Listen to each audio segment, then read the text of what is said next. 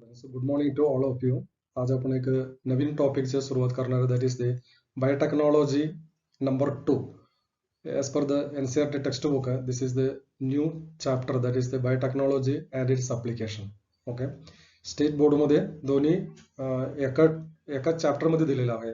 NCERT मध्ये biotechnology and its application हे new chapter म्हणून दिलेलं आहे. Okay, so it is prepared by medical online academy and presented by Dr. Ashokan Kanaratha. So I am going to explain the various aspects of the biotechnology and its application in this video. Okay, so let us begin this.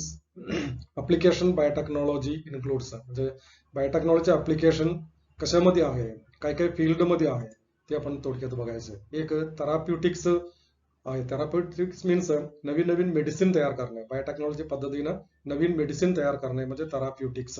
Okay, आणि diagnostic means नेहमी आपण diagnosis urine तपासणे किंवा ते blood तपासणे, stool तपासणे असं वगैरे, त्याला वेळ भरपूर लागतो. बायोटेक्नॉलॉजी पद्धतीनं आपण जर तपासले, डायग्नोसिस केले, ते लवकरात लवकर आपल्याला त्याचे रिझल्ट मिळणार आहे आणि अर्ली ट्रीटमेंट आपण करू शकतो. त्यासाठी डायग्नोस्टिक टेक्निक बायोटेक्नॉलॉजी डेव्हलप केलेला आहे. ओके, आणि GM क्रॉप्स फॉर अग्रिकल्चर मध्ये आपण अनेक डिफरंट टाईप हायब्रिडायझेशन टेक्नॉलॉजीने प्लांट तयार केलेला आहे. ग्रीन टेक्नॉलॉजी म्हणजे नवीन टेक्नॉलॉजी मध्ये हायब्रिडायझेशन टेक्नॉलॉजी, ग्रीन रेव्होल्युशन मध्ये नवीन प्लांट आपण तयार केलेला आहे. पण ते प्लांटला अग्रो केमिकल्स भरपूर लागणार, केमिकल्स भरपूर लागणार आहे, त्यामुळे शेतकऱ्यांना परवडत नाही. म्हणून आपण बायोटेक्नॉलॉजी पद्धतीने जेनेटिकली मॉडिफाईड क्रॉप तयार केले, GM क्रॉप तयार केले. ते क्रॉपला कुठल्याही प्रकारचे पेस्टिसाइड लागणार नाही आणि इन्सेक्टिसाइड लागणार नाही आणि खत सुद्धा जास्त असं लागणार नाही. कमी पाणीमध्ये ते चांगले वाढ होणार आहे. म्हणजे that is one of the, म्हणजे नवीन नवीन प्लांट तयार करणे शेतकऱ्यांना प्रॉफिट असलेले हा बायोटेक्नॉलॉजीचे मध्ये येणारे एक ब्रांच आहे, एक पार्ट आहे. आणि प्रोसेस्ड फूड, नवीन फूड तयार करणे. फूड म्हणजे फॉर एक्झाम्पल आपण गोल्डन राईस तयार केले, गोल्डन राईस मध्ये व्हिटॅमिन A भरपूर आहे. असं नवीन नवीन फूड तयार करणे हे सुद्धा बायोटेक्नॉलॉजी ऍप्लिकेशन मध्ये येतात. आणि बायो रेमेडिएशन म्हणजे पोल्युशन कमी करण्यासाठी आपण अनेक पद्धती फॉलो करतो आणि त्यामध्ये लेटेस्ट टेक्नॉलॉजी वापरून, बायोटेक्नॉलॉजी वापरून आपण बायो रेमेडिएशन करता येते. फॉर एक्झाम्पल एक पर्टिक्युलर इन्सेक्ट तयार केले, ते इन्सेक्ट गटरीतले पाणी पिऊन संपवणार आहे, म्हणजे ते प्युरिफाय करणार आहे. सर, असं अनेक प्रकारचे ते इन्सेक्ट आपण हे बायोटेक्नॉलॉजी पद्धतीने तयार केले, ते पोल्युशन कमी करण्यासाठी आपल्याला मदत करतो. ओके, आता वेस्ट ट्रीटमेंटसाठी आपण STP, स्वेज ट्रीटमेंट प्लांट आपण अभ्यास केले, तिथं मायक्रोब्सचा वापर होतो. आणि इथं सुद्धा आपण नवीन पद्धतीने बायोटेक्नॉलॉजी पद्धतीने वेस्ट ट्रीटमेंट कसं करायचं हे म्हणजे ऍप्लिकेशन, बायोटेक्नॉलॉजीचे एक ऍप्लिकेशनचे एक महत्वाचे एक पार्ट आहे. आणि एनर्जी तयार करण्यासाठी आपण अनेक पद्धत वापरतो. ते पद्धत फार कॉस्टली आहे आणि बायोटेक्नॉलॉजी पद्धतीने जर एनर्जी तयार केले, ते कमी कॉस्टमध्ये, कमी खर्चामध्ये ते एनर्जी आपण तयार करता येते. So this are the some of the field in biotechnology can be applied, or these are the application in the biotechnology. Okay, so now we are going to study research area. There are 3 research area in the biotechnology. त्यातले एक research area असा आहे best catalyst तयार करणे. Catalyst म्हणले तर एक chemical नाहीच आहे. कॅटलिस्ट म्हणले तर एखादं माईस एक कॅटलिस्ट होऊ शकतात. ओके, माईस किंवा बॅक्टेरिया एक कॅटलिस्ट म्हणून काम करतात. हे बॅक्टेरियाला आपण कॅटलिस्ट का म्हणलंय, बॅक्टेरियामध्ये असं एक जीन सोडलंय, ते जीन नवीन प्रॉडक्ट तयार करणार आहे, म्हणजे ते कॅटलिस्ट झालंय. तसं इन्सुलिनसाठी आपण माईस वापरतो. इतर काही प्रॉडक्ट तयार करण्यासाठी, अँटीबायोटिक्स तयार करण्यासाठी आपण रॅट वापरतो आणि हॉर्स वापरतो. तिथे हॉर्स असं अनेक प्राणी आपण वापरतो. त्याला हे सर्व बायोटेक्नॉलॉजी पद्धतीने तयार केलेले प्राणी आहेत. त्यामध्ये बदल करून, त्याच्यामध्ये जीन्स मध्ये बदल करून तयार केलेले ऑर्गॅनिझम आहे. ते ऑर्गॅनिझमला आपण म्हणायचं बायो कॅटलिस्ट. बेस्ट कॅटलिस्ट आपण शब्द वापरतो, हे ऑर्गॅनिझमला आपण कॅटलिस्ट म्हणून शब्द वापरलेला आहे. सर, आता तसंच हे कॅटलिस्ट आपण तयार केले, ते कॅटलिस्ट म्हणजे हा ऑर्गॅनिझम व्यवस्थित एखाद्या लॅबोरेटरीमध्ये राहिले पाहिजे. ते राहण्यासाठी आपण काय काय करायचं, त्याला ऑप्टिमम कंडिशन तयार करून देणे, create optimum condition through engineering for biocatalyst to act. ते बॅक्टेरिया आपण तयार केले, ते बॅक्टेरिया तयार केल्यानंतर ते बॅक्टेरिया ते प्रॉडक्ट द्यायला पाहिजे ना, आणि त्यासाठी त्याला योग्य कंडिशन तयार करणे, माईसला योग्य कंडिशन तयार करणे, हा एक रिसर्च फील्ड आहे. म्हणजे बायोटेक्नॉलॉजीचं एक रिसर्च फील्ड आहे. दुसरं एक रिसर्च फील्ड आहे that is the downstream process. Downstream process म्हणजे नवीन टेक्नॉलॉजी डाउनस्ट्रीम प्रोसेस मध्ये आणणे हे एक रिसर्च टेक्नॉलॉजी एक भाग आहे. So what is actually downstream process? Downstream process म्हणजे फॉर एक्झाम्पल आपण बॅक्टेरिया वापरलाय, सर हे बॅक्टेरिया वापरून आपण एक इन्सुलिन तयार केले. फॉर एक्झाम्पल इन्सुलिन, हा इन्सुलिन प्युअर फॉर्म मध्ये आपण एक्स्ट्रॅक्ट करायला पाहिजे. सर म्हणजे प्रॉडक्ट तयार केल्यानंतर ते प्रॉडक्ट प्युरिफिकेशन करणे, त्याला शुद्ध फॉर्म मध्ये बाहेर काढणे, त्याला आपण डाउनस्ट्रीम प्रोसेस म्हणायचे. अपस्ट्रीम प्रोसेस त्याच्या विरुद्ध एक अपस्ट्रीम प्रोसेस आहे. अपस्ट्रीम प्रोसेस म्हणजे हे प्रॉडक्ट तयार होण्याच्या आधी आपण काय काय करतो त्याला आपण अपस्ट्रीम प्रोसेस म्हणायचे. एकदा प्रॉडक्ट तयार झाले तिथून पुढचे जे बाजारपर्यंत पोहोचवल्यापर्यंत काय काय काम असते त्याला काय म्हणायचे? डाउनस्ट्रीम प्रोसेस म्हणायचे. ओके, नवीन नवीन टेक्नॉलॉजी मध्ये डाउनस्ट्रीम प्रोसेस तयार करणे हे बायोटेक्नॉलॉजीचे एक लेटेस्ट ब्रांच आहे. ओके, तसंच बायोटेक्नॉलॉजी ऍप्लिकेशन अग्रिकल्चर मध्ये ते बायोटेक्नॉलॉजी ऍप्लिकेशन होतं. There are 3 options for increasing the food production. Food वाढवण्यासाठी आपल्याकडे 3 ऑप्शन आहे. So what are the 3 options आपण वापरले? एक अॅग्रोकेमिकल वापरणे, म्हणजे केमिकल्स वापरून फूड वाढवणे, सर खत वगैरे वापरून फूड वाढवणे एक आहे. आणि ऑर्गॅनिक फार्मिंग लेटेस्ट टेक्नॉलॉजी आहे. ऑर्गॅनिक फार्मिंग वापरून आपण फूड वाढवणे, सर. आणि थर्ड मेथड आहे genetical engineering crop based agriculture.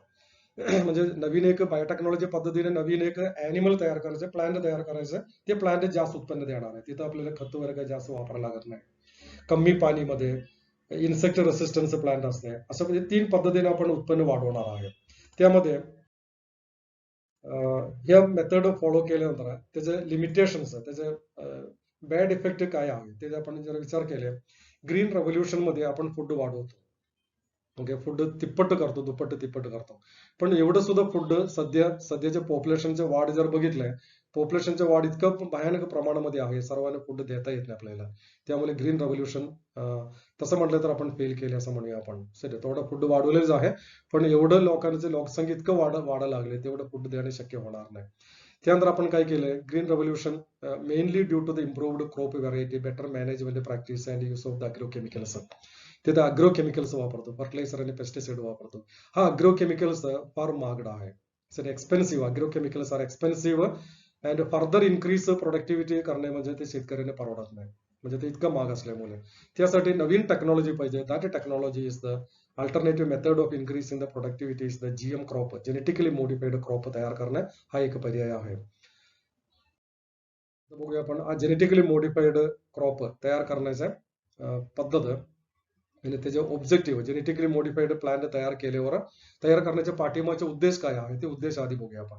आपण तयार केलेले जेनेटिकली मॉडिफाईड प्लांट आहे ते प्लांट कोल्ड कंडिशन मध्ये, म्हणजे टेम्परेचर मायनस मध्ये गेले तरी सुद्धा प्लांटला काही होऊ नये.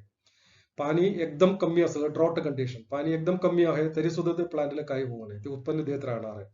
आणि क्षारपट्ट जमीनमध्ये साल्ट वॉटर, क्षारपट्ट जमीनमध्ये सुद्धा काही प्लांट ग्रोथ होत नाही, नेहमीचे प्लांट त्या क्षारपट्ट जमीनमध्ये सुद्धा चांगले प्लांट ग्रोथ झाले पाहिजे, ते उत्पन्न देत राहिले पाहिजे.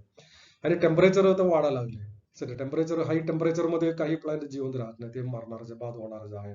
असं कंडिशन मध्ये सुद्धा हेल्थी कंडिशन मध्ये राहणारे प्लांट तयार करणे हे जेनेटिक मॉडिफिकेशनचे उद्देश आहे. आपण असं प्लांट तयार केले, कोल्ड मध्ये काय होणार नाही, पाणी कमी असेल तर काय होणार नाही, साल्ट वॉटर मध्ये काय होणार नाही, हीट जास्त असेल तर पण काय होणार नाही, असं प्लांट तयार करणे हा एक उद्देश आहे ते जेनेटिकली मॉडिफाईड प्लांट तयार करणे.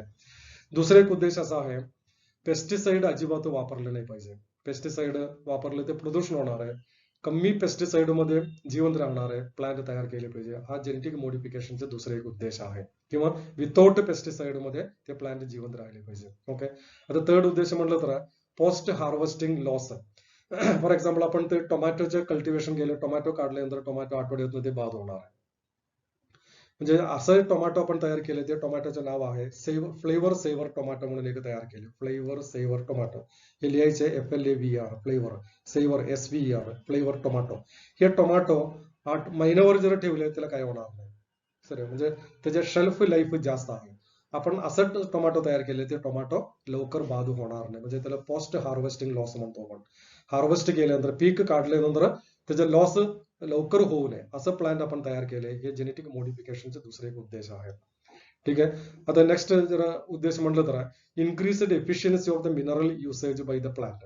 म्हणजे शेतामध्ये मिनरल्स म्हणजे कॅल्शियम, पोटॅशियम, सोडियम वगैरे असते ना, एनपी, नायट्रोजन वगैरे, हे मिनरल कमी असेल तर सुद्धा ते कमी असलेले मिनरल्स वापरून ते प्लांट तिथे जास्त उत्पन्न दिले पाहिजे.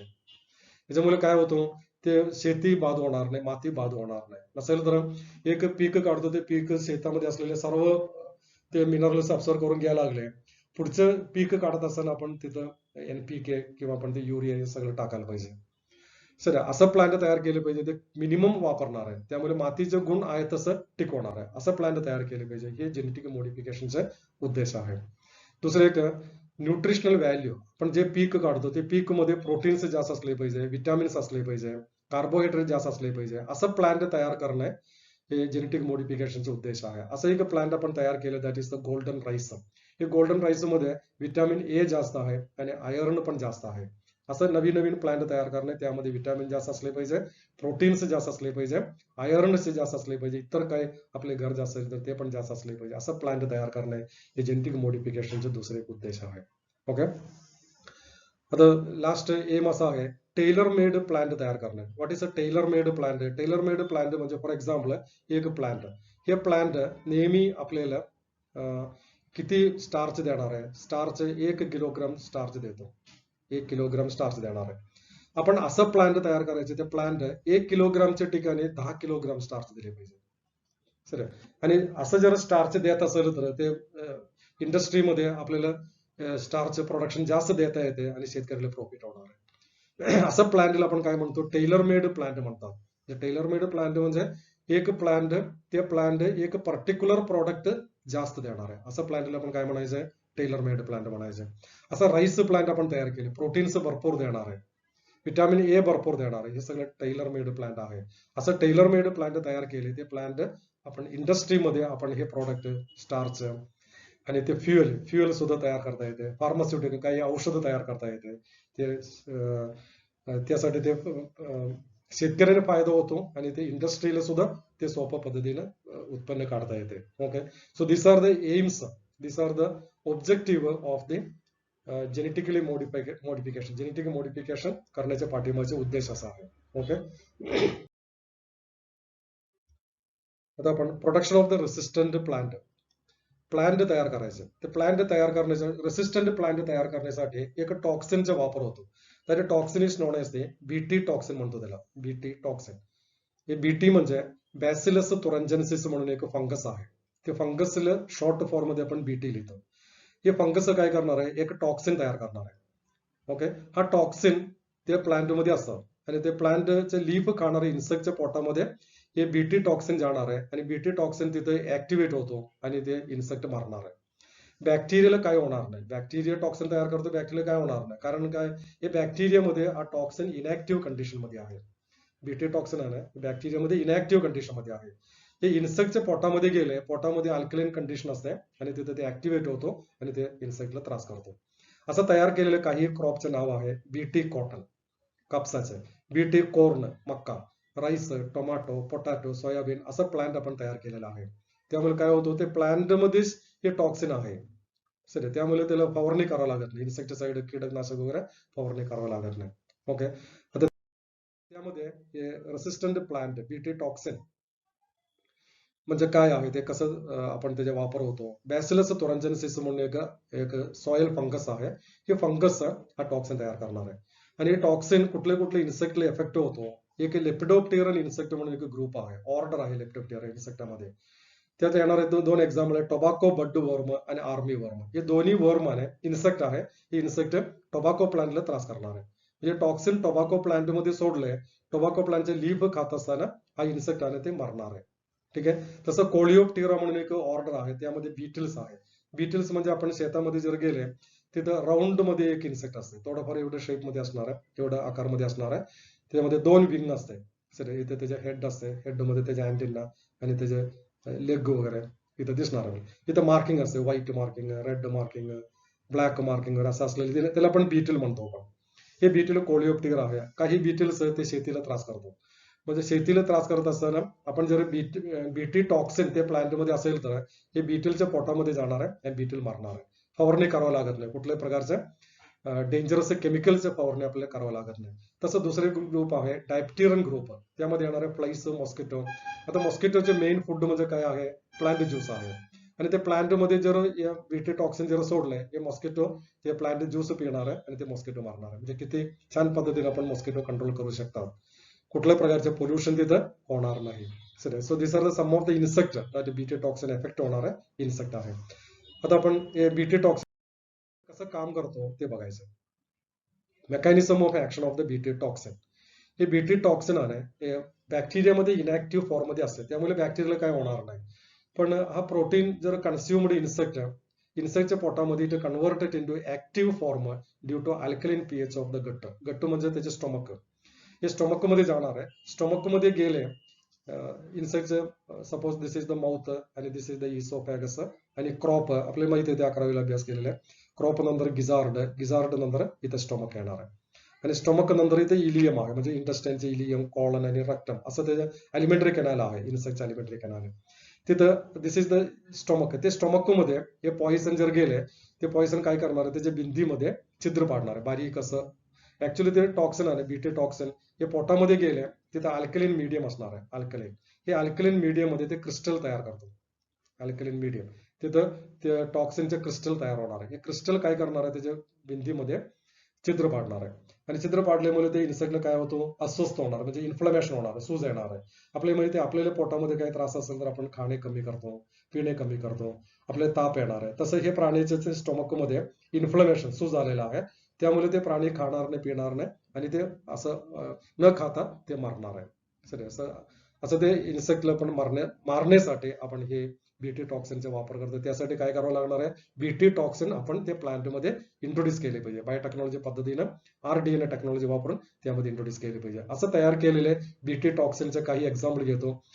Cry1A. सर एक Cry1A म्हणून एक आहे. Cry1A हा एक बीटी टॉक्सिन आहे. Cry1A, Cry1AC आणि Cry1AB हे दोन आहे. हे ऍक्च्युली ते कॉटन बोल वर्म म्हणून एक इन्सेक्ट आहे. कॉटन प्लांटला, कापसाच्या प्लांटला त्रास करणार आहे. ते प्लांट ते इन्सेक्टला ते मारणार आहे. Cry1AC आणि Cry1AB हे नीटला विचारणार आहे. आणि दुसरे एक Cry1, हे Cry1 आहे. Cry1AB म्हणून एक आहे. Cry1AB, हे Cry1AB कॉटन बॉरर म्हणून इन्सेक्ट आहे, त्याला मारणार आहे.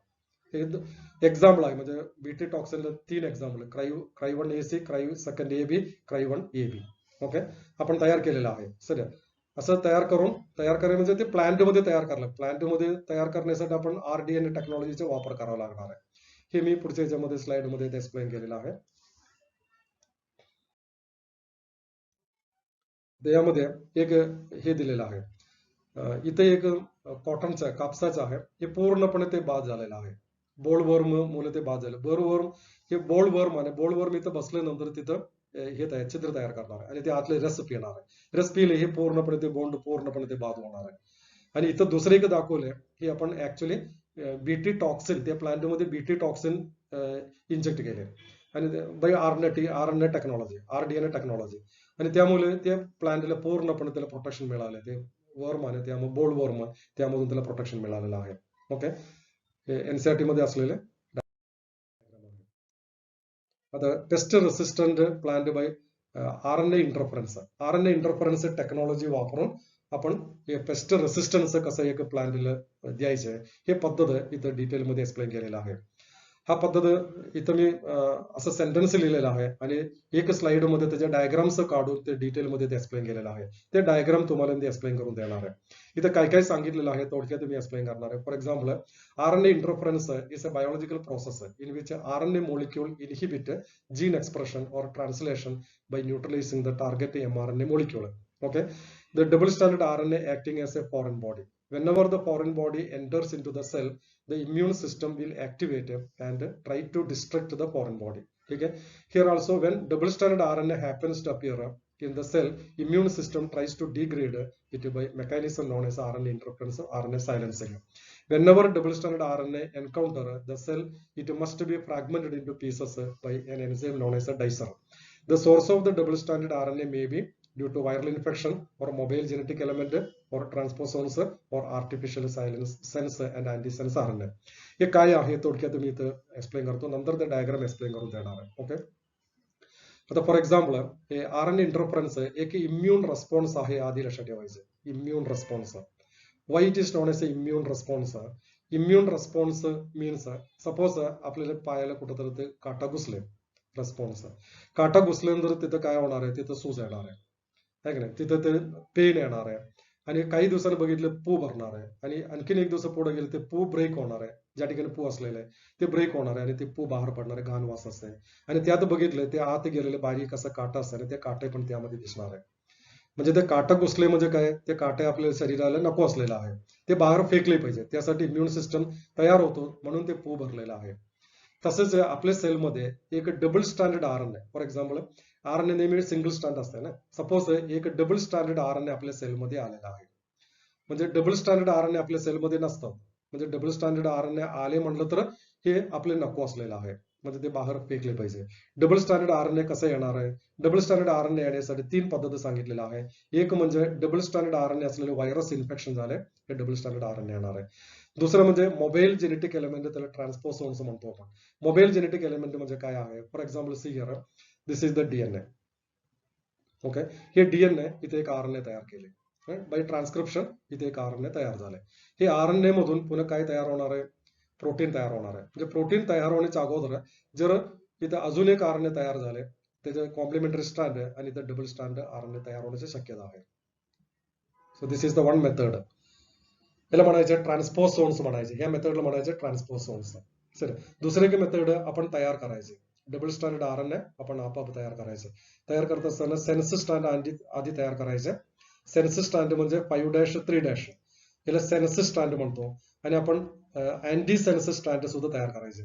अँटी सेन्स स्टँड म्हणजे 3'5' सॉरी हे पण तयार करायचे हे दोन्ही एकत्र टाकले तिथं डबल स्टँडर्ड RNA तयार होतो हे मुद्दाम करणार आहे हे आपोआप तयार होणार आहे अशा पद्धतीनं हे डबल स्टँडर्ड RNA जर आपल्या सेलमध्ये आले हे फॉरेन बॉडी म्हणून बाहेरचे म्हणून समजून घेतात सेल आणि त्याला ते कट करून टाकणार आहे कट करण्यासाठी डायसर म्हणून एक एन्झाईम इथं वापरतो डायसर हे डायसर वापरलंय त्याला सायलेन्स त्याला कमी करून कट करून टाकतो कट केल्यानंतर ते पीस पुन्हा आपल्या सेलमध्ये असलेले एक mRNA असं एक mRNA असेल तर ते mRNA ला जाऊन अटॅचमेंट होणार इथं अटॅचमेंट होणार आहे अटॅचमेंट झाले हे mRNA ला कट करून टाकणार आहे सर असं कट करून टाकले ते mRNA काम करणार नाही म्हणून तर mRNA ला काय केले सायलेन्सिंग केले ते कधी होणार आहे हे डबल स्टँडर्ड RNA आहे ते कट करतो कट केलेले एक पीस इथे येऊन बसणार आहे आणि ते mRNA ला काम करू देणार नाही म्हणून त्याला काय म्हणतो RNA सायलेन्सिंग म्हणतात हे तुम्हाला डिटेल पुढच्या याच्यामध्ये कळेल ते डायग्राम्स वगैरे मी दाखवणार आहे सर नीट वाचून बघायचं त्याचं काय काय ते एक्सप्लेन केलेलं आहे ते 3 स्लाइड मध्ये ते एक्सप्लेन केलेलं आहे 1 नंबर ते स्लाइड 1 नंबर आहे आता नेक्स्ट स्लाइड मध्ये गेले आपल्या पुढचं पॉइंट दिसेल paste resistance RNA interference sir आता इथं काय म्हणलंय डायसर म्हणून एक एन्झाईम म्हणजे double standard RNA this is the double standard RNA हे डबल स्टँडर्ड RNA ला कट करणार आहे सर सर सपोज कट केलं दिस इज द कट केलेले पीस आहे हे कट करत असताना कसं कट करणार आहे 20 to 25 बेस पेअर असलेले सेगमेंट आणि त्याच्या 3' मध्ये 2 unpaired sir unpaired base pair base इथं बेस पेअर हे किती असणार आहे 20 इथं 20 to 25 बेस पेअर असणार आहे आणि हे 3' मध्ये 2 अनपेअर्ड सर 2 अनपेअर्ड इथं सुद्धा 2 अनपेअर्ड अशा पद्धतीने हे double standard this is the double standard RNA double standard RNA ला कट करणार आहे हे कट करण्यासाठी तिथं वापरलेले एन्झाईम आहे डायसर म्हणून एन्झाईम वापरले ठीक आहे असं वापरल्यानंतर इथे जे तयार झालेले डबल स्टँडर्ड स्मॉल RNA आहे that is known as the ओलिगोराइबोन्यूक्लियोटाइड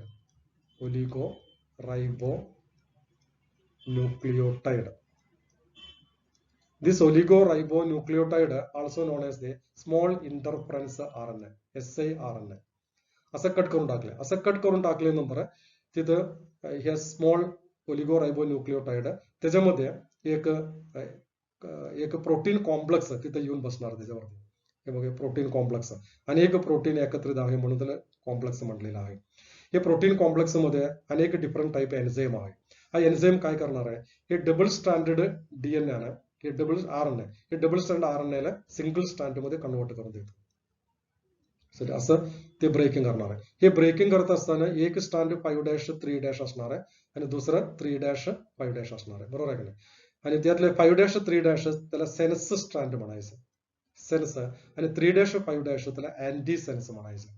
okay. आणि सेन्स स्ट्रँड आहे, सेन्स स्ट्रँड तिथे राहणार नाही, त्याला डिस्ट्रक्ट करून टाकणार आहे. RNA येणार आहे, त्याला बाद करून टाकणार आहे. म्हणजे हे इथे राहणार नाही. हे सेन्स स्ट्रँड आहे, इथे राहणार नाही. तिथे राहणार कुठलं आहे? अँटी सेन्स स्ट्रँड तिथे राहतो. ते अँटी सेन्स स्ट्रँड मध्ये कोण असणार आहे? हे मल्टिपल कॉम्प्लेक्स, हे प्रोटीन आहे, multiple complex protein.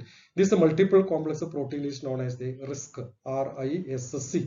RISC म्हणजे RNA induced silencing complex, असं त्याचे RISC लॉंग फॉर्म आहे. हे इथं असणारच आहे. आता हे RNA induced silencing complex मध्ये एक पर्टिक्युलर एन्झाइम आहे. That enzyme is known as the agronote enzyme. agronote, NAUTE, agronote enzyme. हे agronote enzyme असलेले RNA सेगमेंट एक mRNA ला येऊन अटॅचमेंट होणार. Suppose this is the mRNA. हा mRNA ला अटॅचमेंट झाले, ते mRNA ला पुन्हा ते कट करून टाकणार आहे, बारीक तुकडे करून टाकणार आहे. त्यामुळे हे mRNA कशासाठी? mRNA एक प्रोटीन तयार करण्यासाठी आहे. त्यामुळे mRNA प्रोटीन तयार करू शकत नाही. म्हणजे आपण काय केले? ते mRNA ला गप्प बसवले, म्हणजे त्याला सायलेन्सिंग करून टाकलेलं आहे. So this method is known as RNA silencing. Suppose हे RNA आहे, हे mRNA कॅन्सर तयार करणार आहे. एक mRNA असेल तर ते कॅन्सर ट्रीटमेंटसाठी आपण RNA इंटरफरन्स टेक्नॉलॉजी वापरू शकते. हे अँटीसेन्स स्ट्रँड तिथे सोडायचे, हे कॅन्सर तयार करणार आहे, हे mRNA ला कट करून टाकायचं, म्हणजे कॅन्सर आपण ट्रीटमेंट करू शकतो. ठीक आहे. असं त्यासाठी हे RNA इंटरफरन्स टेक्नॉलॉजी सध्या वापरले जाते. ओके. आता त्याच्या थर्ड स्लाइड बघा. RNA इंटरफरन्सेस आहे त्यामध्ये antisense strand, it is known as a guide strand, Argonaute आहे, ऑलरेडी मी एक्सप्लेन केलेला आहे. It attaching to the mRNA ला ते गप्प बसवणार आहे. ठीक आहे. आता त्याचे अप्लिकेशन इथं सांगितलेले आहे, 2 अप्लिकेशन सांगितलेलं आहे. एक अप्लिकेशन पुस्तकामध्ये आहे, एक अप्लिकेशन मी एक्स्ट्रा दिलेलं आहे. सर त्यातले फर्स्ट टोमॅटो. सर टोमॅटो मगाशी आपण म्हणले सेव्हर फ्लेवर सेव्हर टोमॅटो.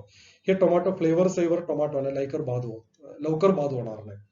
हे टोमॅटो का बाद होते ते आधी बघायचं आपण. टोमॅटो मध्ये आउटर साइड मध्ये, हे टोमॅटोच्या आउटर साइड मध्ये एक लेअर आहे, that layer is known as a pectin. Pectin मुळे तयार केलेले लेअर आहे.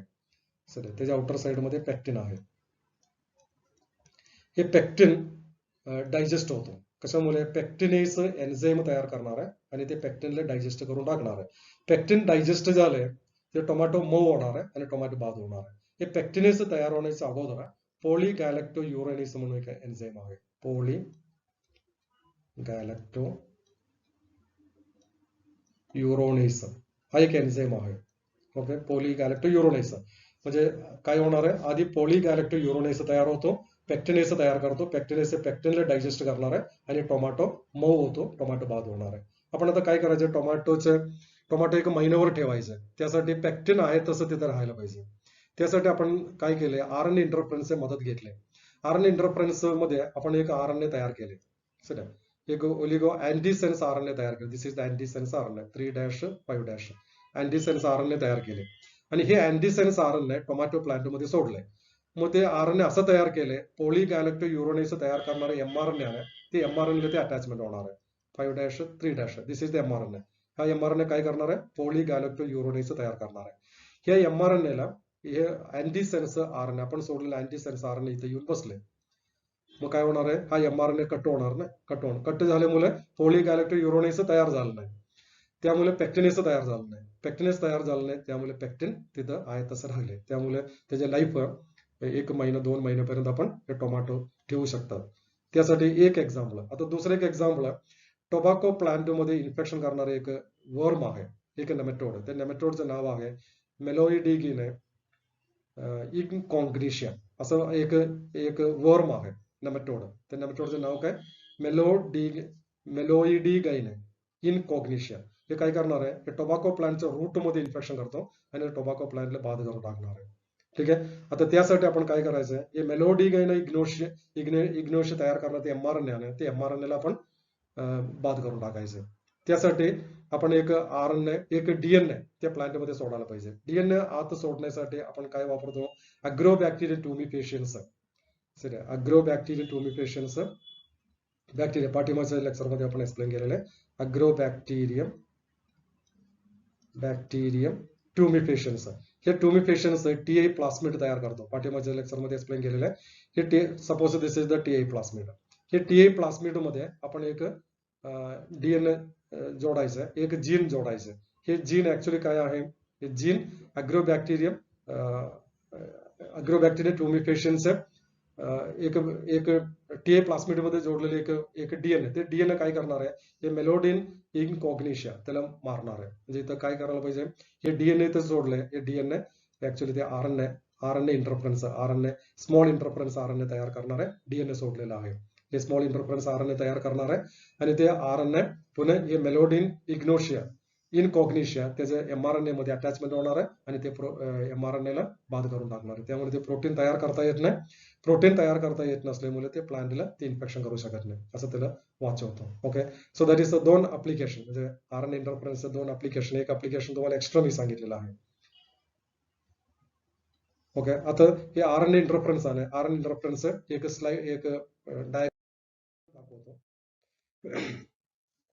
ते बघा, डबल स्ट्रँडेड आरएनए कसं तयार झाले. दिस इज द सेन्स स्ट्रँड. हा अँटी सेन्स स्ट्रँड आहे.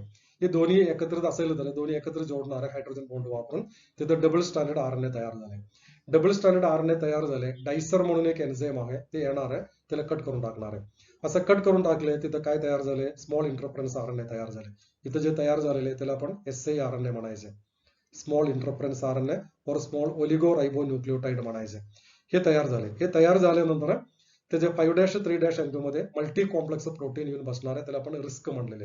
हे दिस इज द रिस्क. हे रिस्क तिथं बसले ते हायड्रोजन बॉन्ड ब्रेक करणार आहे आणि अँटी सेन्स स्ट्रँड सेपरेट होतो. अँटी सेन्स स्ट्रँड मध्ये मल्टिपल कॉम्प्लेक्स आहे तसं राहणार आहे आणि सेन्स स्ट्रँडला डिग्रेड करून टाकणार आहे. आरएनए एन्झाईम येणार आहे, त्याला डिग्रेड करून टाकणार आहे. आणि हे मल्टी कॉम्प्लेक्स अटॅचमेंट झालेले अँटी सेन्स स्ट्रँड हे mRNA, this is the mRNA. MRNA attachment होणार आहे आणि त्याला कट करून टाकणार आहे. कट केले ते बाद झाले, distracted mRNA. Sir that is त्यासाठी इथे एक एन्झाईमचा वापर होतो. दॅट एन्झाईम इज ते अग्रनोटे एन्झाईम. हे कॉम्प्लेक्स मध्ये असतात. सो दॅट इज ते RNA silencing, RNA interference mechanism. Okay, तर त्यामध्ये this is the tobacco plant. हे टोबॅको प्लांट मध्ये मेलोडिन इनकॉग्निशियाचे इन्फेक्शन झाले. ते एरो दाखवतो इन्फेक्शन झालेलं आहे. हे प्लांट पूर्णपणे बाद होणार आहे. आणि इथं आरडीएनए टेक्नॉलॉजीने आपण ते जीन आत सोडलंय आणि त्यामुळे ते मेलोडीनं ते काम करू शकत नाही आणि ते मरणारच आहे. असं ते टोबॅको प्लांटला आपण वाचवलेलं आहे. इथं कुठल्या प्रकारचे केमिकल वापरले नाही. Biotechnology application in medicine. तर मेडिसिन मध्ये कसं ऍप्लिकेशन झालेलं आहे? The recombinant DNA technology process have made effective therapeutic drug that do not induce unwanted immunological response. आपण सिंगल सेल प्रोटीन्स पाठीमागच्या तासामध्ये बघितलेलं आहे. तिथे अलर्जिक रिएक्शन होतं. सर हे अलर्जिक रिएक्शन होत असल्यामुळे ते आपल्याला डेंजरस आहे. त्यामुळे आपण काय केले? बायोटेक्नॉलॉजी पद्धत वापरून असं एक पर्टिक्युलर मेडिसिन तयार केले. हे मेडिसिन आपल्याला कुठल्याही प्रकारची अलर्जी तयार करणार नाही. असं मेडिसिन्स 29 हे जगामध्ये म्हणजे टोटल वर्ल्ड मध्ये अवेलेबल आहे. त्याला रिकॉम्बिनेंट थेराप्युटिक्स म्हणतात. 30 रिकॉम्बिनेंट थेराप्युटिक्स सध्या अवेलेबल आहे. त्यामध्ये 12 आपल्या कंट्रीमध्ये अवेलेबल आहे, इंडियामध्ये अवेलेबल आहे. ओके, आता जेनेटिकली इंजिनियर्ड इन्सुलिन, तसं एक इन्सुलिन कसं तयार केलेलं आहे. मॅनेजमेंट ऑफ अडल्ट मध्ये इन्सुलिन कमी पडलं तर डिसीज येतो, त्याला आपण काय म्हणतो? डायबिटीस म्हणतो आपण. आणि डायबिटीस जर असेल तर आपण काय करतो? त्याला इन्सुलिनचं इंजेक्शन देतो. इन्सुलिन आपल्याला पाहिजे तेवढं नसेल तर आपण काय करतो? अॅनिमल मधून इन्सुलिन काढणार आहे. अॅनिमल मधून इन्सुलिन काढलंय, ते अॅनिमल मधून काढलेले इन्सुलिन असल्यामुळे आपल्याला काय होणार आहे? अलर्जी होणार आहे. आपल्या स्वतःचं वेगळं आणि अॅनिमल मधून काढलेलं वेगळं, त्यामुळे आपल्याला अलर्जी तयार होतो. ते व्हायला नको. आणि त्यासाठी पण आपण काय केलंय? एखादं बॅक्टेरिया वापरून इन्सुलिन तयार करण्याचं एक मेथड आपण डेव्हलप केलेलं आहे बायोटेक्नॉलॉजी पद्धतीने. ते बघूया आपण. आरडीएनए टेक्नॉलॉजी वापरून आपण इन्सुलिन कसं तयार केलेलं आहे. हे इन्सुलिन तयार करत असताना ऍक्च्युली ते इन्सुलिन मध्ये आहे. इन्सुलिन मध्ये 3 पेप्टेड आहे. त्या पेप्टेड मध्ये एक पेप्टेड बघा, दिस इज द ए पेप्टेड. ओके, आणि एक ग्रीन कलर मध्ये दाखवलेलं आहे ते बी पेप्टेड आहे आणि त्याच्यामध्ये एक सी पेप्टेड आहे. सर आता काय करायला पाहिजे? हा प्रो इन्सुलिन म्हणतो आपण त्याला. आपण काय म्हणायचं? प्रो इन्सुलिन म्हणायचं. आता आपण काय करायचं? हे ए पेप्टेड आणि बी पेप्टेड हे कट करायचं. हे दोन्ही डायसल्फाइड बॉन्ड वापरून इथं जोडायचं. हे बघा, दिस इज द ए पेप्टेड आणि दिस इज द बी पेप्टेड. हे दोन्ही इथनं कट करून घ्यायला लागणार आहे. सेलमध्ये आपोआप होतं, आपल्या बॉडीमध्ये आपोआप होतात. आपण तयार करत असताना आपण काय करायला पाहिजे, हे अखंड पॉलीपेप्टाइड तयार करणार आहे. नंतर ए कट करून घ्यायचं, बी कट करून घ्यायचं आणि नंतर काय करायचं, ए आणि बी जोडायचं. दिस इज द ए. हे ब्लू कलर मध्ये ए आहे आणि हिरवा कलर मध्ये ते बी आहे. आणि नको असलेलं आहे हे सी पेप्टाइड. सी पेप्टाइड आपल्याला नकोच आहे, ते कट करून टाकायला पाहिजे. हे कट करून टाकताना काय अडचण होतो, एचं थोडंफार सी मध्ये जाणे शक्यता आहे, सीचं थोडंफार ए मध्ये येणे शक्यता आहे आणि बीचं थोडंफार ए मध्ये सी मध्ये जाणे शक्यता आहे, सीचं थोडंफार ए मध्ये येण्याची शक्यता आहे. त्यामुळे कटिंग व्यवस्थित होणार नाही. त्यामुळे तयार होणारे जे हॉर्मोन हे आहे म्हणजे इन्सुलिन, हा इन्सुलिन शुद्ध नसते. सर ते डेंजरस आहे, ते नको. त्यासाठी RDNA टेक्नॉलॉजी वापरून एक अमेरिकन कंपनी, त्या कंपनीचं नाव आहे एली लिल्ली कंपनी. सर हा एली लिल्ली कंपनी एक नवीन टेक्नॉलॉजीचे शोध लावले. ते कंपनी काय केले, ए जीन सेपरेट केले. सर ए सेगमेंट आहे, ए जीन सेपरेट केले, बी जीन सेपरेट केले आणि बॅक्टेरिया वापरून ए पॉलीपेप्टाइड तयार केले आणि बॅक्टेरिया वापरून बी पॉलीपेप्टाइड तयार केले बॅक्टेरिया वापरून. आणि नंतर काय केले, ए आणि बी एकत्र जोडले. हा ए असेल, हे बी असेल, डायसल्फाइड बॉन्ड वापरून हे जोडले आणि असं एक इन्सुलिन तयार केले. आता हा इन्सुलिन मध्ये कुठल्याही प्रकारचे सी येणारच नाही.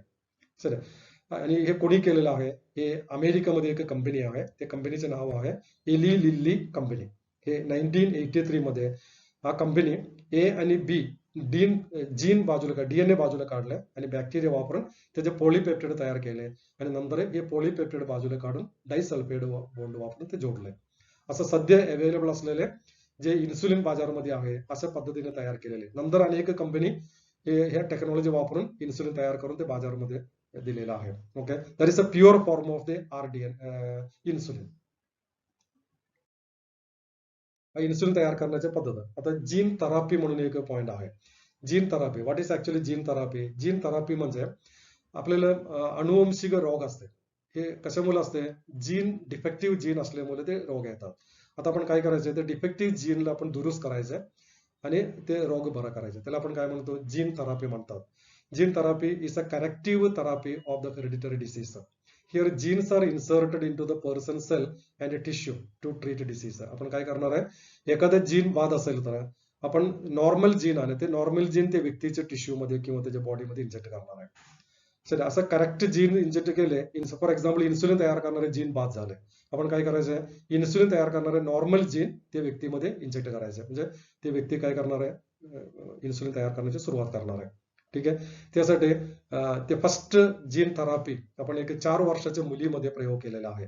1990 मध्ये 4 वर्षाची मुलगी होते. त्या मुलगीला एक डिसीज होते, ते डिसीजला म्हणायचे ADA डिसीज, ADA डिफिशियन्सी म्हणजे ॲडिनोसिन डिअमिनेस डिफिशियन्सी. हा एक एन्झाईम आहे. हे एन्झाईम इम्युन सिस्टम चांगल्या पद्धतीने काम करण्यासाठी हा एन्झाईमची गरज आहे. हे एन्झाईम कमी पडले, आपले इम्युन सिस्टम चांगले काम करणार नाही. Okay, this disorder is caused due to the deletion of the gene. एक जीन डिलीट झाले, जीन कमी झाल्यामुळे हे डिसीज येतो. आपण काय करायचं, हे नॉर्मल जीन त्या मुलीमध्ये सोडायचं म्हणजे त्याचे डिसीज बरं होतो.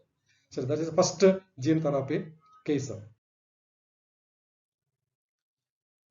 त्यामध्ये ADA deficiency can be, ADA deficiency सुरुवातीला कसं क्यूर केलंय, बोन मॅरो ट्रान्सप्लांटेशन म्हणजे आपल्या ते हाड्यामध्ये ते चरबी असते ना, ते चरबी ट्रान्सप्लांटेशन असं ते क्यूर करायचे प्रयत्न केले, पण 100% ते सक्सेस नव्हते. आणि त्यानंतर काय केले, एन्झाईम रिप्लेसमेंट केले. म्हणजे ते मुलीमध्ये काय कमी आहे, ADA कमी आहे, म्हणजे ADA आपण इंजेक्ट करायचं, असं ट्रीटमेंट करायचे प्रयत्न केले. पण दोन्ही मेथडमध्ये ते मुलीला पूर्णपणे किंवा ते व्यक्तीला पूर्णपणे आपण बरं करू शकत नाही.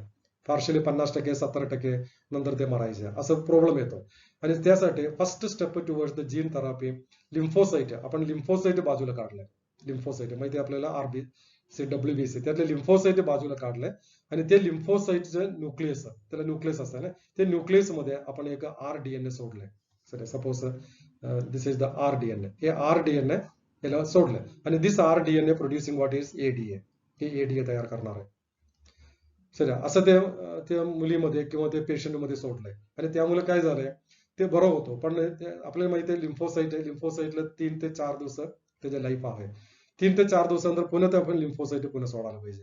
हे डेंजरस आहे, सारखं ते असं करणे म्हणजे पैशाचे खर्च जास्त आहे आणि ते डेंजरस पण आहे. त्यामुळे हे पण मेथड आपण फॉलो करणे ते योग्य नाही असं लक्षात आलं. ठीक आहे, आणि त्यानंतर gene isolated from the bone marrow मधून आपण जीन बाजूला काढले, डीएनए बाजूला काढले.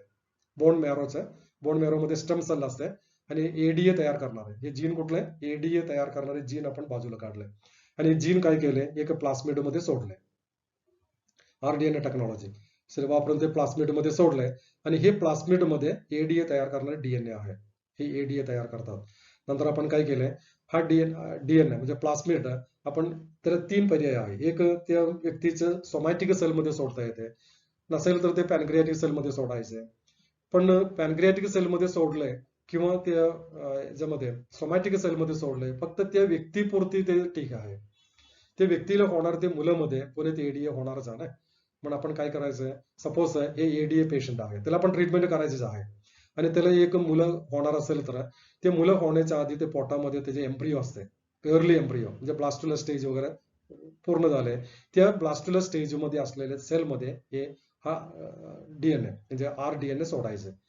म्हणजे ब्लास्टुलामध्ये अर्ली एम्ब्रिओ मध्ये जर आपण हे डीएनए म्हणजे ते आरडीएनए सोडले, ते एम्ब्रिओ मध्ये असलेल्या सर्व सेलमध्ये ते आरडीएनए असणार आहे आणि त्याच्या पॅनक्रियाटिक सेलमध्ये सुद्धा हे आरडीएनए असणारच आहे. म्हणून ते मुलाचे वाढ होतो त्यावेळेला पॅनक्रियास मध्ये हे डीएनए जाणार आहे आणि ते त्यामध्ये इन्सुलिन तयार करण्याची सुरुवात करतो. This is the one successful gene therapy case in the world. Okay,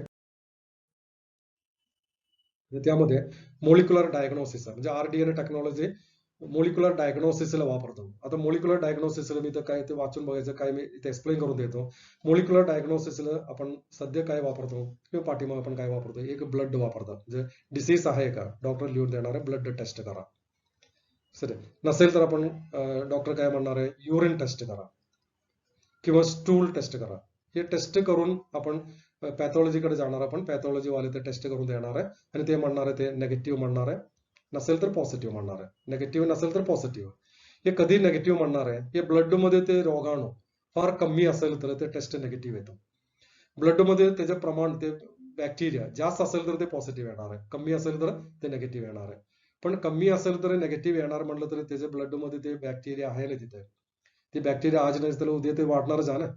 आणि कधी आपल्याला पॉझिटिव्ह येणार आहे, बॅक्टेरिया संख्या भरपूर असं वाढल्यानंतर ते पॉझिटिव्ह येणार आहे. तोपर्यंत ते डिसीज फार पुढे गेलं असते आणि मेडिकल किंवा डॉक्टर त्याला काही वाचू शकत नाही. जर आपण नेगेटिव्ह सापडलंय, त्यामध्ये थोडं बॅक्टेरिया आहे, हे बॅक्टेरिया आहे आपण अर्ली स्टेजमध्ये जर डिटेक्ट करता आले, त्या पेशंटला आपण लवकर ट्रीटमेंट करता येते ना. आपण इथे नेगेटिव्ह म्हणले, लक्षात आलं की तुमचं, नेगेटिव्ह म्हणले पण ऍक्च्युली ते नेगेटिव्ह नाहीच आहे. कशामुळे नेगेटिव्ह आहे, ते बॅक्टेरिया फार कमी असल्यामुळे नेगेटिव्ह आहे. मग ते कमी असलेले बॅक्टेरिया आपण ते पकडलं पाहिजे, जर ते आहे असं सांगायला पाहिजे, पॉझिटिव्ह यायला पाहिजे. त्यासाठी हे blood test, urine test, stool test वगैरे करून ते नेगेटिव्ह जे निघणार आहे, पॉझिटिव्ह निघत नाही. त्यासाठी आपण काय करायचंय, बायोटेक्नॉलॉजी पद्धत वापरायचं. बायोटेक्नॉलॉजीमध्ये आपण पीसीआर टेक्नॉलॉजी वापरतो. PCR polymer chain reaction. हे पॉलिमर चेन रिएक्शन मध्ये हे नेगेटिव्ह आले, तिथं जर 5 बॅक्टेरिया जर असेल तर ते बॅक्टेरियाची संख्या ते वाढवणार आहे. किती वाढवणार आहे, बिलियन मध्ये वाढवणार आहे, बिलियन. म्हणजे ते पॉझिटिव्ह, हे नेगेटिव्ह पॉझिटिव्ह रिझल्ट आपल्याला देणार आहे. म्हणजे आपण अर्ली बॅक्टेरियाचे नंबर वाढण्याच्या अगोदर आपण त्याला ट्रीटमेंट करू शकते, आपण त्याला वाचू शकते. तसं एलएस इम्युनो सोर्बंट असे टेस्ट, हे सुद्धा अर्ली स्टेजमध्ये डिटेक्शन करण्यासाठी आहे. असं अर्ली स्टेजमध्ये डिटेक्शन केले आपण ते पेशंटला लवकर ट्रीटमेंट देता येते आणि त्याला आपण वाचू शकते. सध्या हे एलिसा टेस्ट आणि पीसीआर टेस्ट वगैरे एड्स अर्ली म्हणजे शंकास्पद, म्हणजे एड्स आहे असं जर सस्पेक्ट झालंय, एड्स पेशंट नाहीच आहे पण त्याला आहे असं वाटते आपल्याला, आणि त्यावेळेला आपण पीसीआर टेस्ट करून बघायचं, एलआयसा टेस्ट करून बघायचं आणि त्यावेळेला जर पॉझिटिव्ह सापडले आणि ते पेशंटला योग्य ट्रीटमेंट द्यायचं. ते 8 वर्ष, आता आपल्याला माहिती आहे एड्स म्हटलं तर 10 वर्ष जगतात. 10 वर्षाच्या माणसाला 15 वर्षात येऊ शकते ना अर्ली डिटेक्शन जर झालं असेल तर. त्यासाठी हे बायोटेक्नॉलॉजी पद्धत आपण early detection of that is known as a molecular diagnosis. Okay, लवकरात लवकर ते रोगाणू आहे किंवा ते पॉझिटिव्ह नेगेटिव्ह असलेले ते पॉझिटिव्ह आहे हे समजून घेण्यासाठी आपण हे जे पद्धत वापरतो आपण. ओके, जे बायोटेक्नॉलॉजी कुठं कुठं आपल्याला मदत करतो असं आहे. मोलिक्युलर डायग्नोसिस आहे, पीसीआर आपण ते म्हणलेलं आहे ते टोटली. नंतर ते ऍक्च्युली हे एडीएचं पण आपण ते डिटेक्शन करू शकते. एडीए कशामुळे झालेलं आहे, डिलिशन मुळे झालेलं आहे. हे डिलिशन मुळे झालं असेल तर आणि पीसीआर मध्ये आपल्याला दिसते तिथे गॅप दिसणार आहे. पीसीआर मध्ये असं गॅप दिसते. गॅप दिसणार म्हटलं तर फोटोग्राफी मध्ये गॅप दिसते. असं जर असेल तर एका डीएनए मध्ये एवढं दिसणार आहे, तिथे गॅप दिसणार आहे, म्हणजे तिथे डिलिशन झालेलं आहे. हे आपण ओळखू शकतो ना, त्यासाठी हे मोलिक्युलर डायग्नोसिस फार महत्वाचं आहे. अर्ली डिटेक्शन करू शकते, डिलिशन डिटेक्शन करू शकते, ऍडिशन डिटेक्शन करू शकते, क्रोमोसोमचं एखादं सेगमेंट कट झालं ते पण डिटेक्शन करता येते. सो अर्ली डिटेक्शनसाठी आपण त्याचे वापर होतो. एलएसआर, एन्झाईम लिंक्ड इम्युनोसॉर्बंट असं हे आपण प्रिन्सिपल अँटीजन अँटीबॉडी इंटरॅक्शनचं आपण तिथे अँटीबॉडी डिटेक्ट करतो किंवा अँटीजन डिटेक्ट करणार आहे. कोरोना व्हायरसमध्ये आपण ते वापरतो अँटीजन डिटेक्ट करणे वगैरे. त्यासाठी एलएसआर टेस्ट आपण वापरतो. म्हणजे एलएसआर टेस्ट मध्ये काय डिटेक्ट करतो हे पेपरमध्ये विचारणार आहे. एक अँटीजन असेल तर अँटीबॉडी डिटेक्ट करून त्याला रोग आहे. फॉर एक्झाम्पल कोरोना व्हायरस आपले ब्लड मध्ये आले त्याचे अँटीबॉडी तयार करतो आणि त्याचे अँटीजन पण असणार आहे. म्हणून आपण कोरोनाच्या डिसीज मध्ये दोन टाईप डायग्नोसिस आहे. एक अँटीजन टेस्ट एक आहे आणि अँटीबॉडी म्हणजे पीसीआर टेस्टवर म्हणतो आपण, एटीपीसीआर टेस्टवर म्हणतो ते अँटीबॉडी आहे आणि नेहमीच ते नाकातून वगैरे काढतो ते अँटीजन टेस्ट आहे. हे दोन्ही टेस्ट एलएसआर टेस्ट तिथं फॉलो करतो आपण. आता ट्रान्सजेनिक अॅनिमल म्हणजे काय आहे? एक अॅनिमल मध्ये आपण जर त्याच्या डीएनए मध्ये बदल केले, फॉर एक्झाम्पल म्हैस, असं जर म्हैस असेल तर म्हैस, सपोज हे म्हैस आहे, ते म्हैसच्या बॉडीमध्ये त्याच्या डीएनए मध्ये आपण इन्सुलिनचे जीन सोडले. म्हैसमध्ये इन्सुलिनचे जीन सोडले, म्हैस आहे. मग हे म्हैसला काय म्हणायचंय? ट्रान्सजेनिक अॅनिमल म्हणायचं. असं ट्रान्सजेनिक अॅनिमल आपण अनेक तयार केलेले. काय काय तयार केले बघा, त्यात रॅट आहे, रॅबिट आहे, पिग आहे, शीप आहे, कौ आहे, फिश, असं प्राण्यांचं ट्रान्सजेनिक अॅनिमल आपण तयार केलेलं आहे. त्यामध्ये 95% ट्रान्सजेनिक अॅनिमल हे म्हैसचे आहे. म्हैस लक्षात ठेवायचं, नीट मध्ये एकदा विचारलेलं आहे. 95% ट्रान्सजेनिक अॅनिमल आहे सध्या हे म्हैसचे आहे. बाकीचे पण आपण तयार केले, बरोबर आहे, नाही असं नाही, पण 95% अॅनिमल हे म्हैस आहे, लक्षात ठेवायचं. त्यासाठी एक डायग्राम इथे दिलेला आहे. So this is one of the transgenic म्हैस तयार केलेला आहे. इथे डोळी पोळी वगैरेचं बायोटेक्नॉलॉजी पद्धतीने तयार केलेलं आहे. हे स्टेम सेल टेक्नॉलॉजी मधून तयार झालेलं आहे. ओके, डिटेलमध्ये नको आपल्याला ते. आता ह्युमन बेनिफिट ट्रान्सजेनिक अॅनिमल आपल्याला कसं ते बेनिफिट होतो? एक नॉर्मल फिजिओलॉजी स्टडी करण्यासाठी, म्हणजे एखाद्या अॅनिमल मध्ये फॉर एक्झाम्पल आपल्या शरीरामध्ये एक जीन आहे, हे जीन कलर ब्लाइंड जीन आहे सपोज, किंवा ते एडीएच जीन आहे. हे एडीएच जीन काय करतो, काय काम करणार आहे, हे आपल्या बॉडीमध्ये स्टडी करणे थोडं डिफिकल्टी आहे. त्यामुळे आपण काय करायचं, एक ट्रान्सजेनिक अॅनिमल मध्ये ते जीनचा अभ्यास करायचा. म्हणून ते म्हणतो normal physiological and development study करण्यासाठी हे ट्रान्सजेनिक अॅनिमलचा वापर होतो आपण. ग्रोथ हॉर्मोन्स स्टडी करण्यासाठी, introducing gene from the other species, दुसऱ्या स्पीशीज मधून एक जीन या प्राणीमध्ये इंट्रोड्यूस करायचं, ट्रान्सजेनिक म्हैसमध्ये इंट्रोड्यूस करायचंय. आणि ते जीन तिथं काय प्रोटीन, कुठलं प्रोटीन तयार करतो, ते प्रोटीन कमी झाल्यानंतर काय होणार आहे, कुठलं डिसीज येणार आहे, हे सगळं डिटेलमध्ये स्टडी करण्यासाठी आपण हे ट्रान्सजेनिक अॅनिमलचा वापर होतो. दुसरं एक वापर असा आहे तिथे human benefit for transgenic animal मध्ये second study of the disease. आता एडीए डिसीज आहे, ॲडेनोसिन डिअमिनेस डिसीज, हे डिसीजचे अभ्यास करण्यासाठी आपण ह्युमनचा वापर करता येत नाही.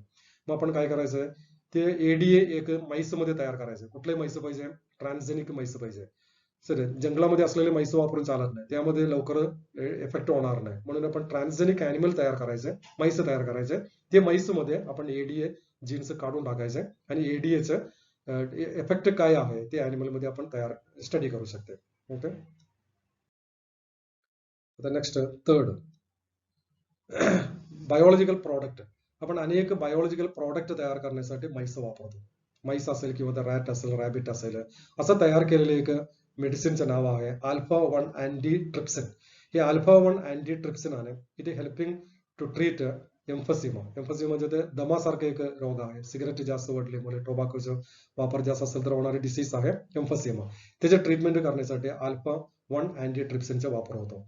तसेच फिनेल कीटोन्युरिया मेटाबॉलिक डिसऑर्डर आहे, युरिन कपड्यामध्ये पडल्यानंतर ते तिथं ब्लॅक डार्क पडणारी डिसीज आहे, ब्लॅक युरिन डिसीज.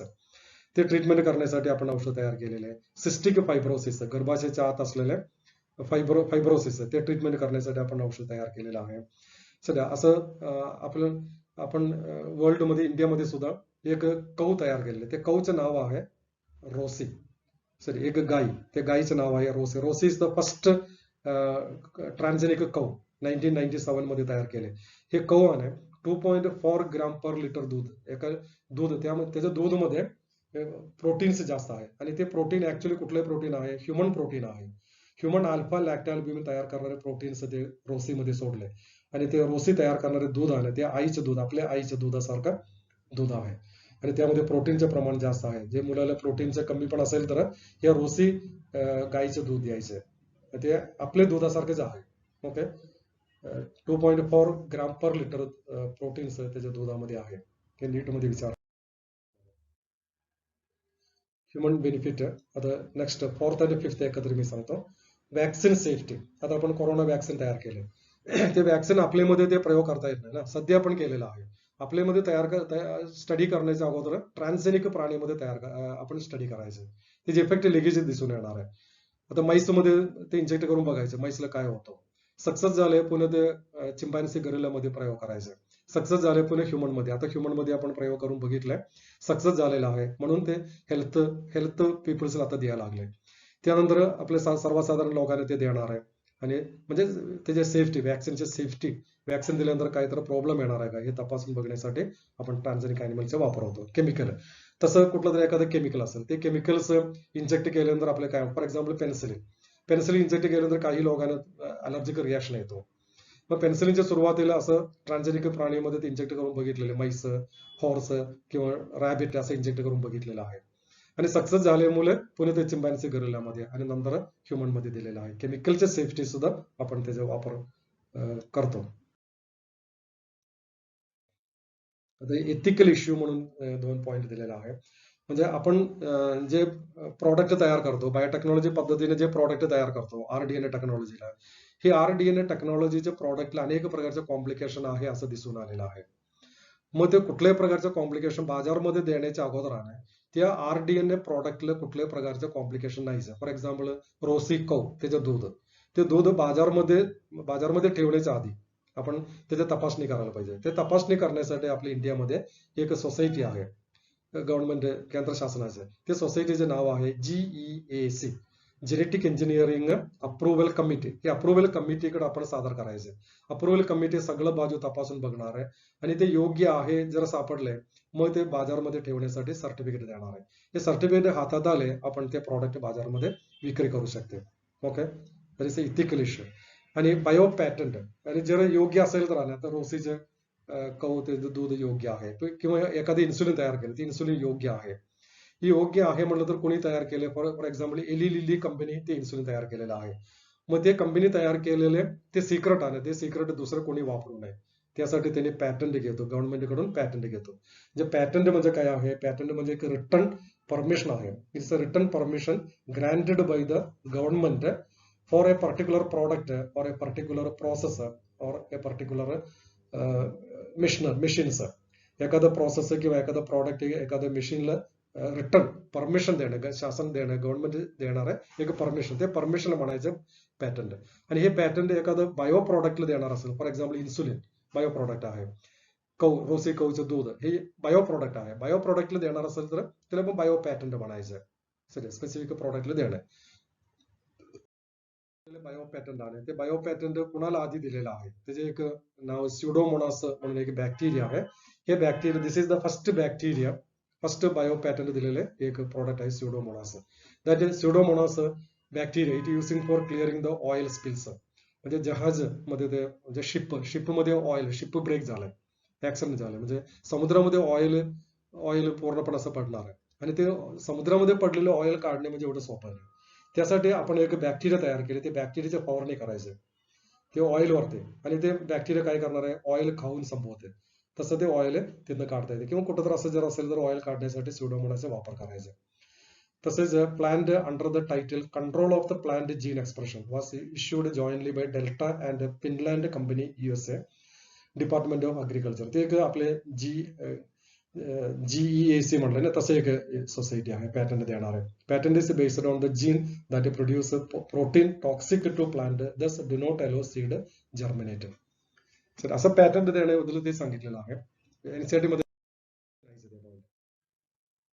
बायोपायरसी, बायोपायरसी म्हणजे काय आहे, बायोपायरसी म्हणजे सपोज एक कंट्री, फॉर एक्झाम्पल इंडिया एक प्रॉडक्टला पॅटंट दिलेला आहे इंडिया. सध्या कुठलं एक प्रोडक्ट आहे for example basmati rice. Basmati rice ते वास असलेलं राईस आहे बासमती राईस. हे बासमती राईसला आपल्याकडे पॅटंट दिलेलं आहे. आणि अमेरिकन कंपनी काय करतो किंवा दुसरं कुठलं तरी कंपनी हे बासमती राईस बी आहे ते बी त्यांच्याकडे घेऊन जायचं आणि त्यांच्याकडे असलेले एखादं प्लांट बरोबर क्रॉस ब्रीडिंग करायचं. Sorry basmati rice America USA केलेलं आहे. अमेरिका काय केलंय हे बासमती राईस त्यांच्याकडे असलेले डॉर्फ व्हरायटी आहे हे डॉर्फ व्हरायटी बरोबर क्रॉसिंग केले. क्रॉसिंग करून इथे नवीन एक बासमती प्लांट तयार केले.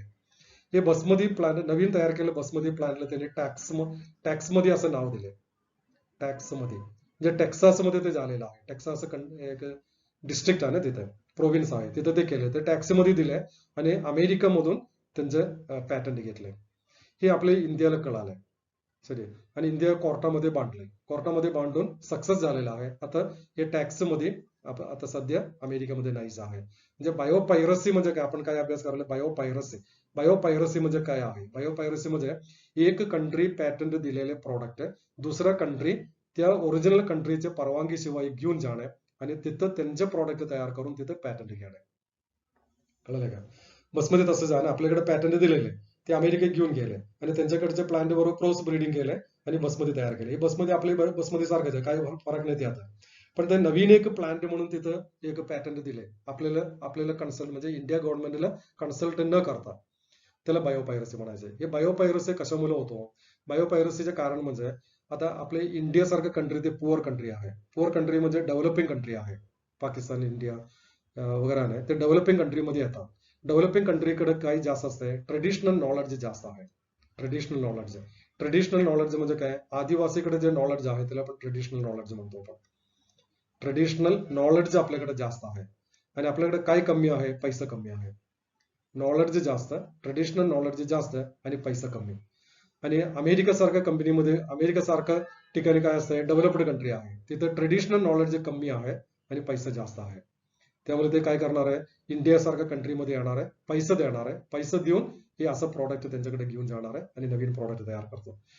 हे याच्यामुळे हे बायोपायरसी होतो. पायरसी मध्ये चोरी करणे. ठीक आहे बायोची चोरी करतो आणि म्हणून बायोपायरसी म्हणलेलं आहे. असं बायोपायरसी झालेलं एक प्रॉडक्ट म्हणजे basmati rice near about 2 lakh variety आपल्याकडे आहे. 2 लाख व्हरायटी आणि त्यामध्ये नियर अबाउट 27 व्हरायटी आहे. राईस प्लांट मध्ये 2 लाख व्हरायटी आहे. त्यामध्ये बासमती प्लांट मध्ये 27 व्हरायटी आहे.